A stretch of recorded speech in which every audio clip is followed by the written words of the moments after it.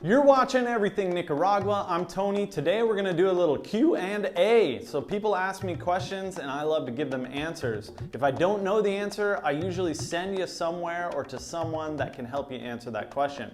So when you send me a question, please do it just one question at a time. Just like, how much does gas cost in Nicaragua?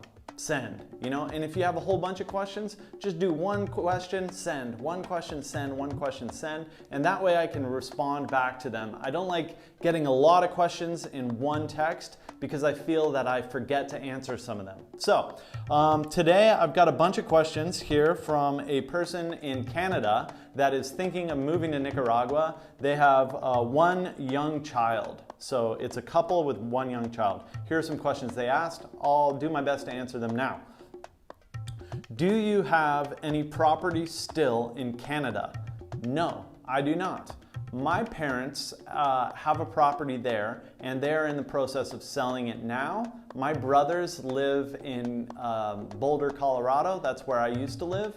And I've got a feeling that they're either going to be going back towards them with some grandkids, maybe here to Nicaragua if I'm lucky, or back to our family kind of heritage, which is in Wales. So I do not own any property in Canada. I do own the majority of a business, a wine business that is in Canada, and it still operates without me, thanks to the great team that's running that sucker. So I don't own any property, but I still own business in Canada. Hopefully that answers that question. How long was the process to move to Nicaragua once you and your family made the decision? For us, it was unique, but not really, because I've heard my story in so many people.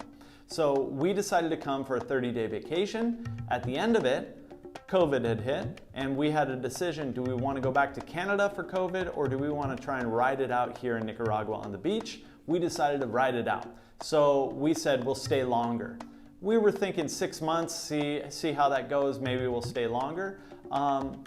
What we did do before we came here on our vacation was we did something I like to call thinning. So what I did was I went through all of our stuff, our basement, our kitchen, our living room, our bedrooms, everything that we owned. And I kind of took an inventory of it all, but I basically divided it into stuff that we don't ever use. Anything I haven't used in 6 months, and I got rid of it all. So I mean massive amounts of stuff I got rid of. And then everything else that I couldn't get rid of, that people still wanted and stuff, I put in these black Tupperwares with yellow lids that I got at Home Depot, and I put those in the basement. So currently in the basement we have, I think, 16 of those buckets full of stuff that we can't get rid of, like wedding photos, stuff. I kept one dress up thing of the girls because it's just so cute. A bit excessive, but anyways, I got that in the basement.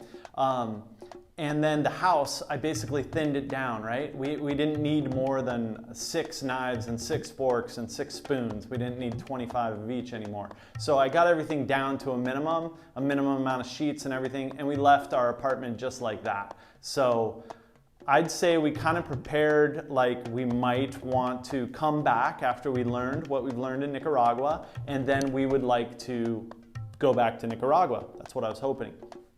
So answering that question is a tricky one, and I'm sorry, I'm not meaning to beat around the bush, but we did a bunch of research on Nicaragua. I loved it. I loved the idea of living in Nicaragua, and I did my best to prepare ourselves so that when the family went to Nicaragua on the vacation, fell in love with it, decided to move there, we'd come back to Canada and it would be an easy pack up, move into storage, and return to Nicaragua.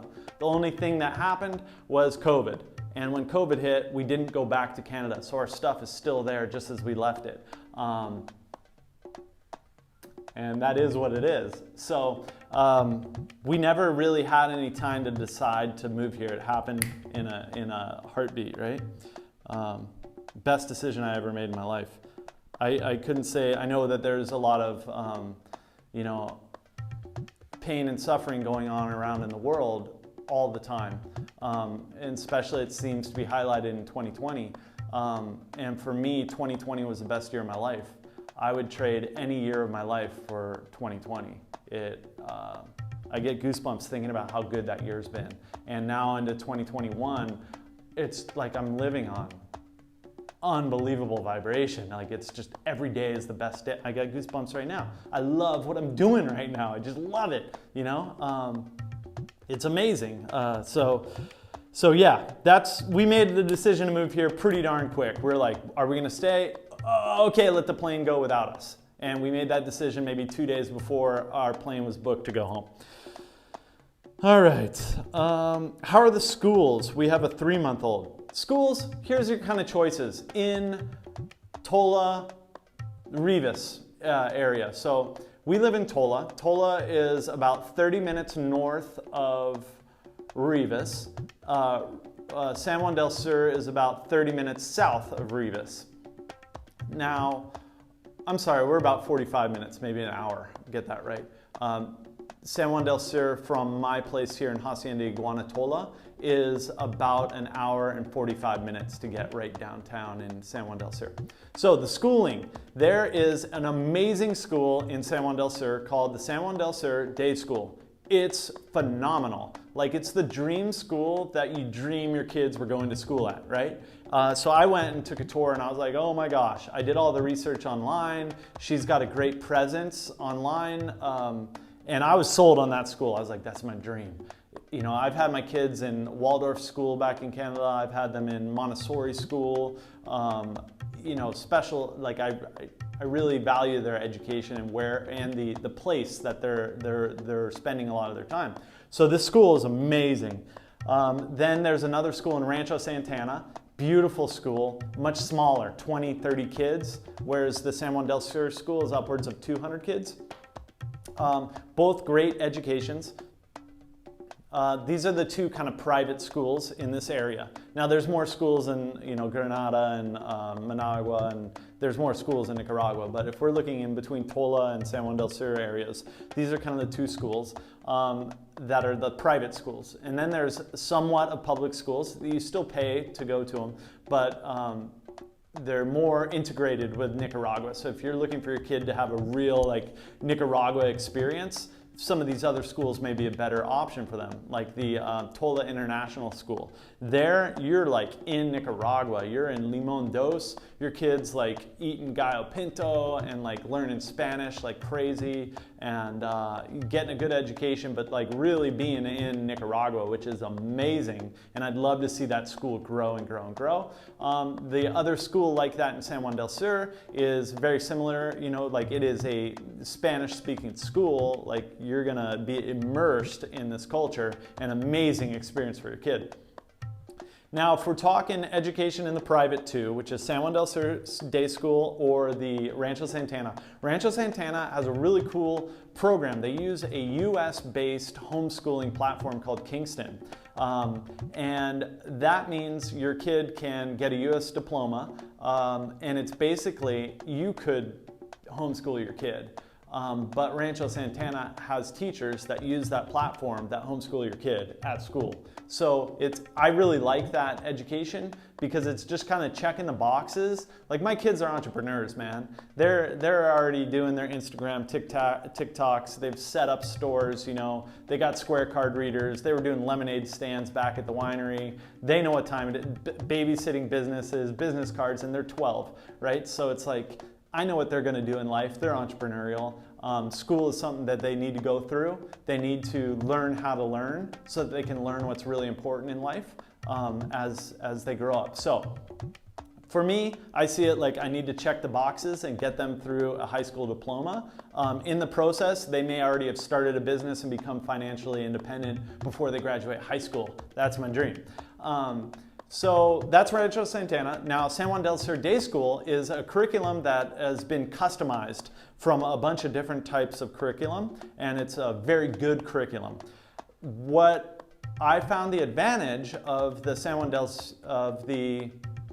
Rancho Santana was if we didn't like it here, if something happened where we were like, we can't do it here and we want to leave, we've got this education platform that integrates right back with the US or Canada, lickety split. Now, San Juan del Sur Day School has an amazing program and a super great education platform. but it's not exactly the same as in, it's not an online platform. So it's their own curriculum. So I looked at the two, and my wife and I decided both are excellent decisions. I can't believe these are even possibilities for our kids. I took the kids to both. I was positive that they were going to choose San Juan del Sur Day School. And I was positive that I was going to be moving into Pelican Eyes or living in San Juan del Sur. Take them there. They ran around with the kids. They had a good time. It's up on top of the mountain. It's beautiful. It's like so good. They had a great time. And then I take them to Rancho, and they ran around. They had a great time. And Rancho, it reminds us a lot of our Waldorf school that we went to back in Canada. And there was a lady, Miss Kristen, there. The teacher, the girls fell in love with her. And I said, okay, you guys choose. I brought you here from Canada. I pulled you out of your school. I pulled you out of your way of life and everything. We're here in Nicaragua. You can choose which school. And then that'll determine where we live. And they chose Rancho. So it was like, all right, then we're gonna move to Rancho Santana. We couldn't find a place that worked right for us in Rancho, so we grabbed a place in Hacienda, Iguana. We used to drive them. Rancho Santana is right next door to us. It's on the other side of the river, but they don't allow you to enter there. You have to enter through the main entrance. So that means you got a 7-minute drive out to the main road from Hacienda, Iguana. You got a 15-minute drive from Hacienda, Iguana to Rancho, and then you got a 10-minute drive from the gate of Rancho to the school. So it's like 45-minute drive to get there. So we were doing that last year, but then now this year there's enough kids from Hacienda Iguana where they organize, Seth, thank you so much, Seth and Lindsay, excellent property managers here in Hacienda Iguana, definitely check them out. ISR is their company. They organized a school bus. So the bus picks up my kids at 8 o'clock in the morning, takes them to school, brings them back at like 3:30 they show up. It's amazing, fantastic.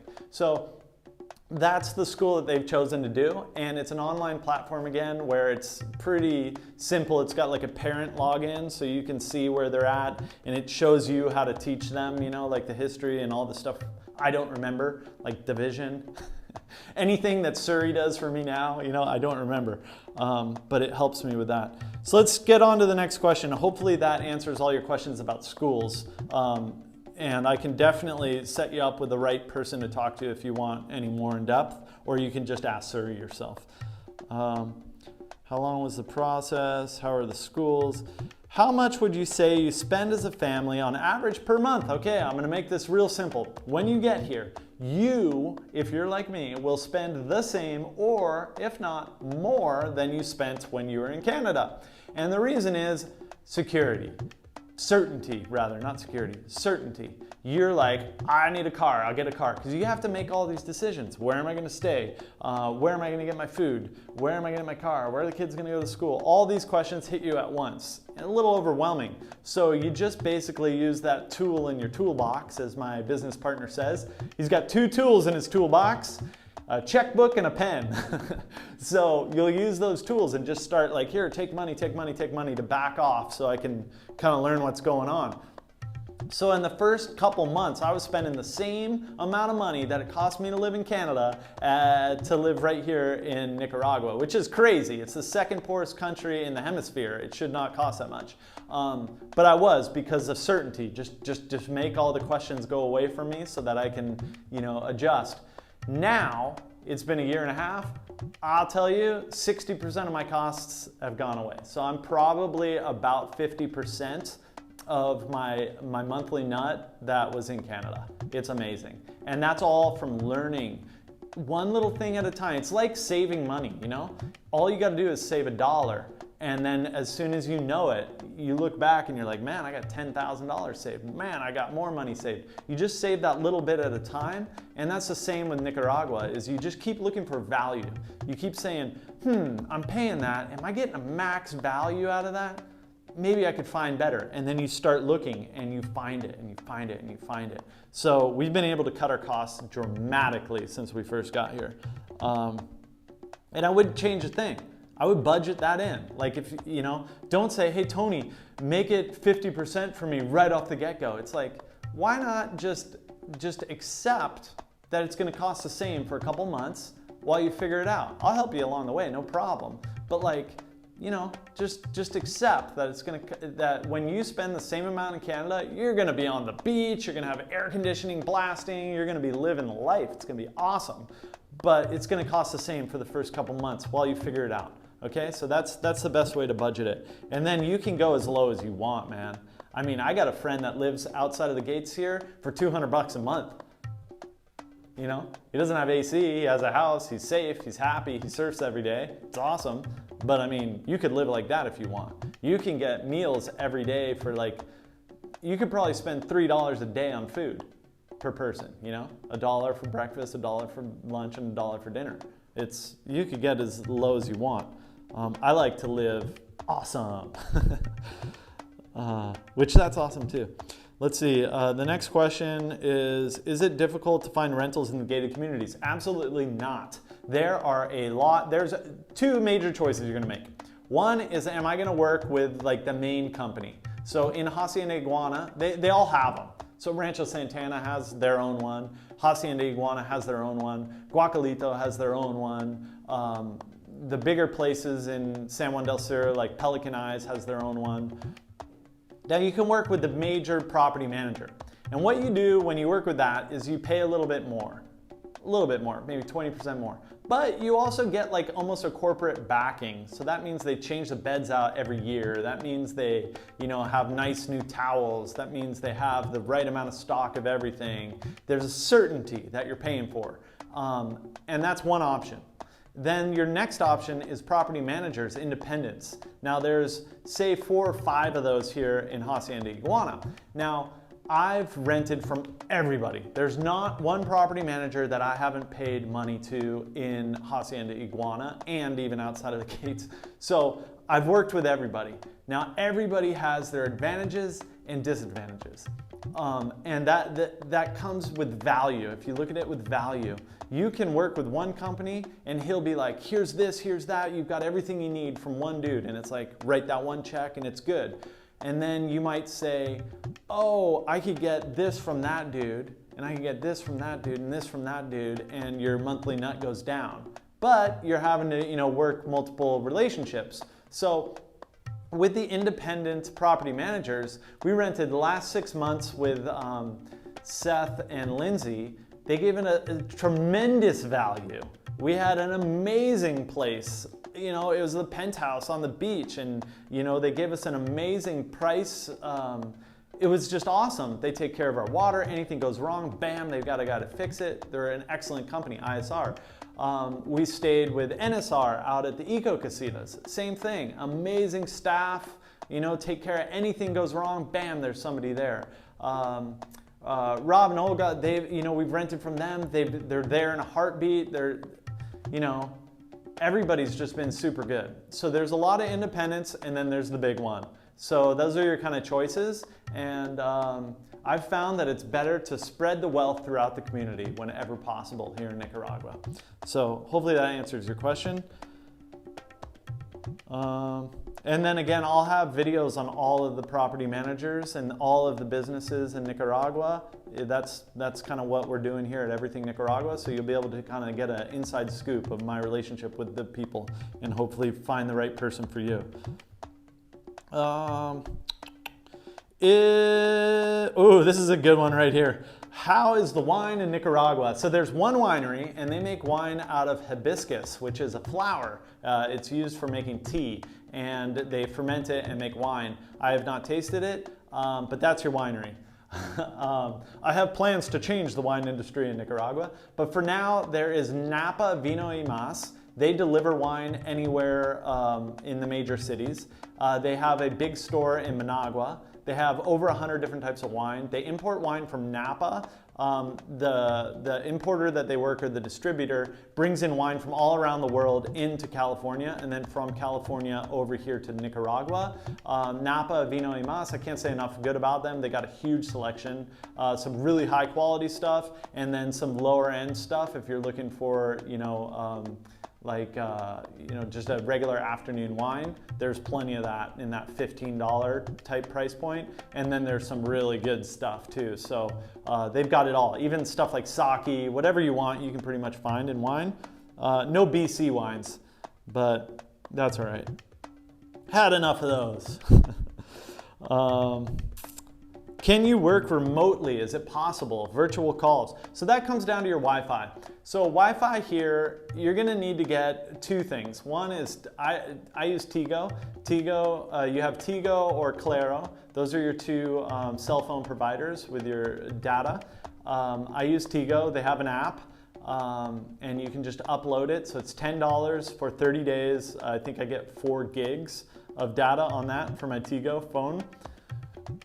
I'll do a whole thing on that because you can get a virtual SIM, keep your old thing. There's a lot going on there, but you can basically get a little chip for $2, put in the new SIM card into your phone, get Tigo, get the Tigo app at the iTunes store, set up your Visa card, pay $10 a month, choose the 4 gig, the big data plan, and it works pretty perfectly. I'm really happy with it.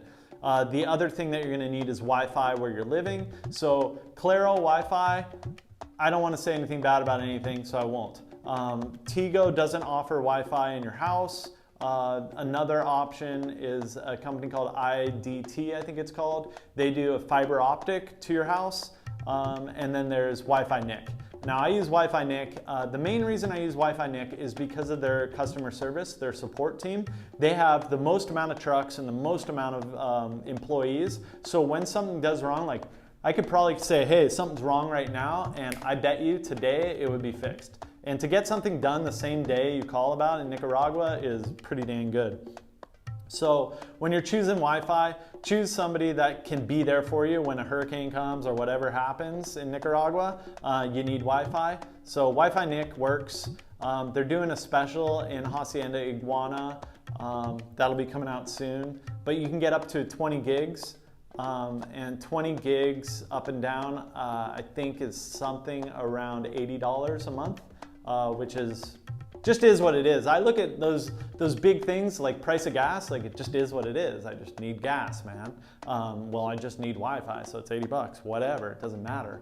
But they handle me, they do a great job. I'm stoked on them. You know, when there is problems, there are gonna be problems, I guarantee it, because you're moving into a house with, it's all made of cement, with rebar in it, and your Wi-Fi, you'll go in another room and it won't work, and you'll be like, why? You gotta get the right router, and you gotta set it up, but once you're set up, it's pretty darn good, man. And I've moved 6 times, so I've set up 6 times, and it usually takes me 2 to 3 weeks to get it dialed in perfect, so that I have Wi-Fi in every room. Hopefully that answers your question. Working remotely, absolutely. I work remotely. Where do you recommend a family staying in what city? So definitely, I'm gonna just say it like it is for me. Hacienda Iguana is the perfect spot to start. You come off the plane, you get dropped off inside the gates, you rent yourself a golf cart and a place on the beach. The kids can cruise around, it's 1000% safe. There's 0 crime. You cruise around, I mean, there might be some petty theft every once in a while. Somebody, you know, might have left their laptop on the beach and it got stolen. But I mean, come on, don't leave your laptop on the beach.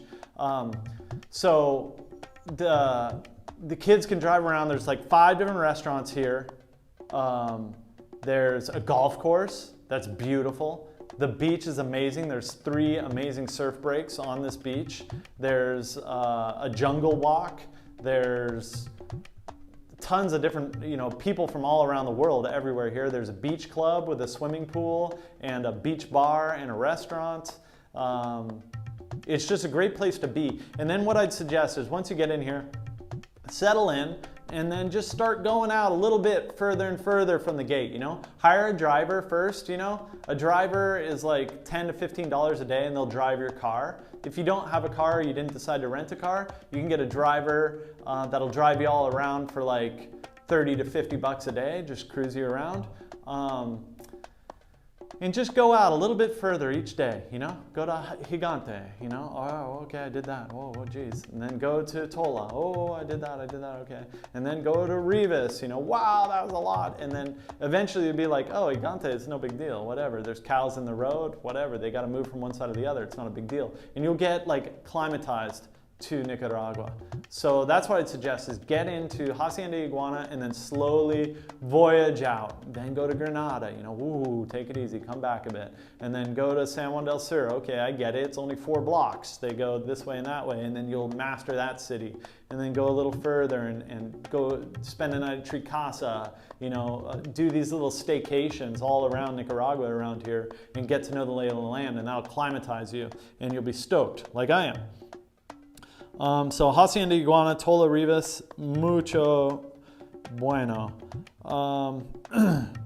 I've read that you can just renew your visitor's visa forever. Is that true? I don't know. Normally, without COVID, what you do is you leave Nicaragua at the Costa Rica border. It's called a border run. Cruise over and then pay $2, $3, $1 to this guy, $2 to that guy, and come back in. And that gives you another 90 days, so 3 months. And you do that every 3 months. I've heard of people doing that for years and years and years. Getting residency is not that challenging here. It takes about 6 months, so budget that in.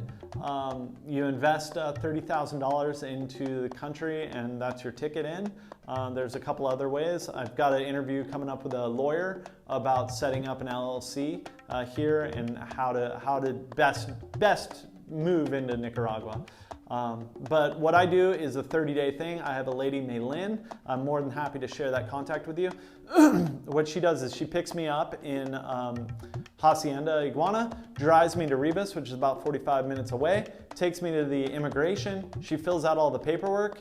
She hands it to me. I sign it. I pay the $1.50 a day per person. Then they mail the passport up to Managua. I don't know if it's mail or it goes on an ox cart, whatever it does. It goes to Managua. And then it comes back in 2 weeks. Then I have the choice. Do I drive back to Rivas, pick up the passports, hold on to them for 2 weeks, then meet Maylin back at immigration and send them off? Because it's a 30-day visa. What I do now, originally I was freaked out. I'd be like, I want my passport, they're gonna take it. Nobody wants my passport. I'm not that important. So what I do is I meet Maylin there now. And then she fills out all the paperwork, makes some photocopies, talks to the ladies, makes it all happen.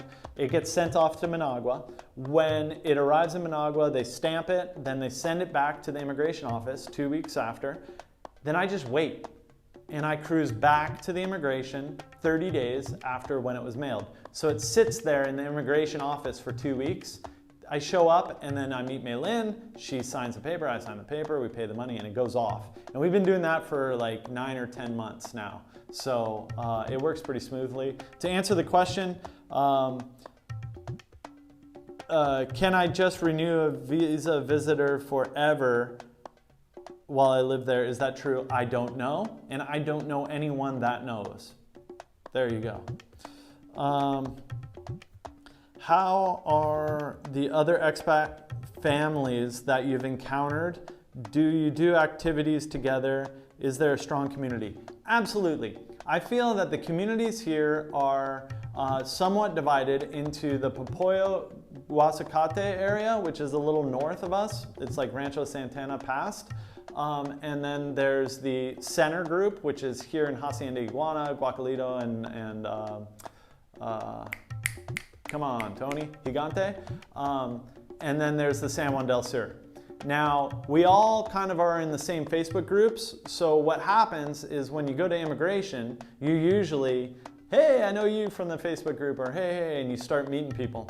There are a bunch of different groups on Facebook, and WhatsApp is really important. They use WhatsApp groups, so we have like Kids Activity Tola, and that's like skateboard lessons, Taekwondo lessons, whatever's going on, you know.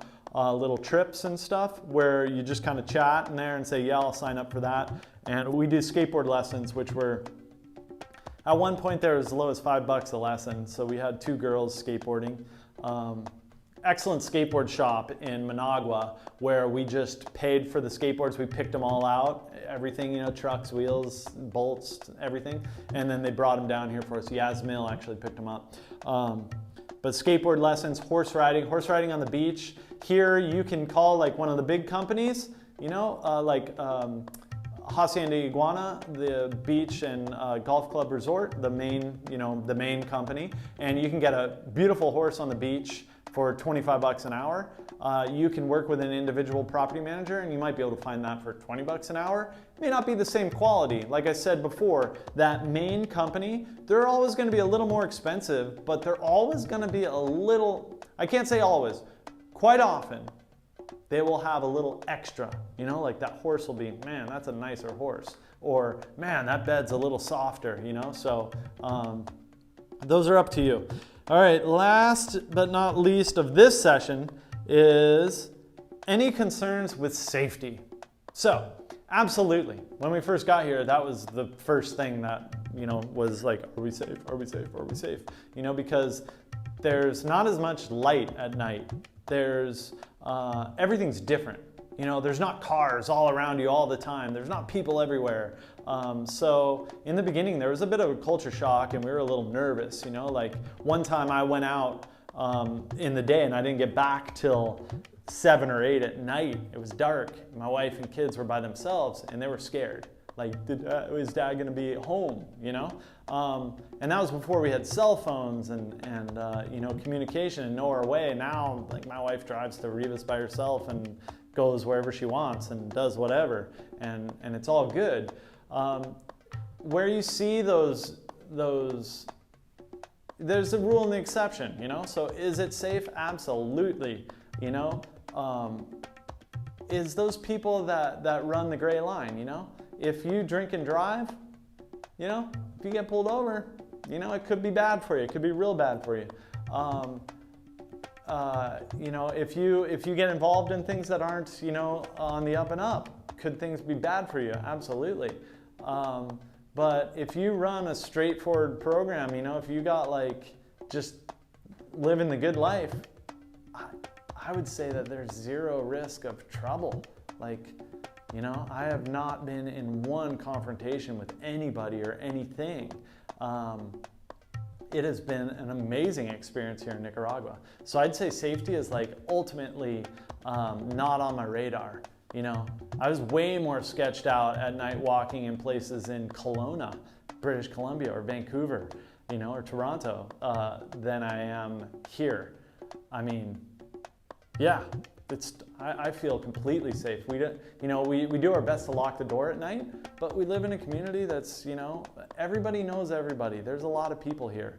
Nothing shady's going on around me, that's for sure. So I'd say safety, definitely something worth talking about, but not really anything to talk about, if that makes sense. Thank you so much for watching this Everything Nicaragua episode on some question and answer. Please keep the questions coming. I'll do my best to answer them or get somebody that can answer them better than me for you. Everybody have an awesome day. Viva la Nicaragua!